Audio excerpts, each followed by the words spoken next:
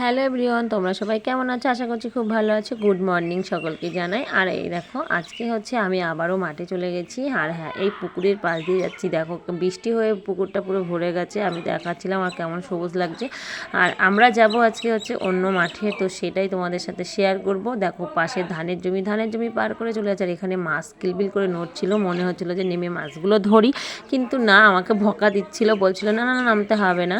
তো আমি সেই রাস্তা ধরে আবার চলে যাচ্ছি।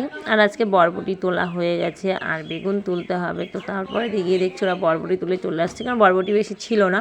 আর এদিকে বেগুন কটা তুলে দিলাম। তারপরে চলে গেলাম একটা বিলের মাঝখানে। দেখো এখানে কি করতে গেছি বলো তো? এখানে আর কি জল, দেখো জল বেঁধে আছে। আমরা গেছিলাম শাপলা, এই যে সেই শাপলার পাতা। আমি না শাপলা কোনো দিন তুলিনি, ঠিক আছে? এই দেখো আমার বরমশাই কেটে তুলে দিচ্ছে। শাপলা প্রথমে কাঁচি দিয়ে কাটছিল, তারপরে বললাম কাটতে হবে না, এমনি টান্দাও ছিঁড়ে আসবে। তো দেখো শাপলার ফুলগুলো কেমন ফুটে আছে, কত সুন্দর লাগছিল। আর পুরো ওই মাঠটাতে পুরো আছে। তো আমরা খুঁটে খুঁটে অনেক শাপলা কেটেছি।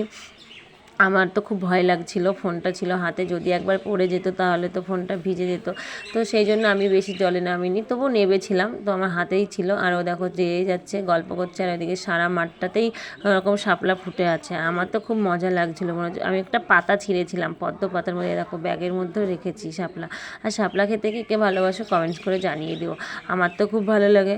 তো তারপরে আমিও বললাম আমি কটা ছিঁড়ি। আমি অল্প দুই একটা ছিঁড়েছি এক হাত দিয়ে। তো দেখো ফুলগুলো ফুটে আছে। আর এটা তো জল ছাড়া হয় না, আর এখানে পাওয়াও যায় না। তো মাঠেই গিয়েছিলাম স্নানের আগে। তো তারপরে যেয়ে ছিঁড়েছি। আমাকে একজনা বলছে কি তুমি যেও না বৌদি, ওই সাইডে অনেক জল আছে, তো পুরো ভিজে যাবে। আমি বললাম ভিজে গেলেও কিছু করার নেই, একা একা কতক্ষণ কাটবে। আমিও লেগে পড়লাম। তাই দেখো কত সুন্দর হয়ে আছে, পদ্ম ফুলের মতন। আমার তো খুব ভালো লাগছিলো। কার কার ভালো লাগলো ভিডিওটা লাইক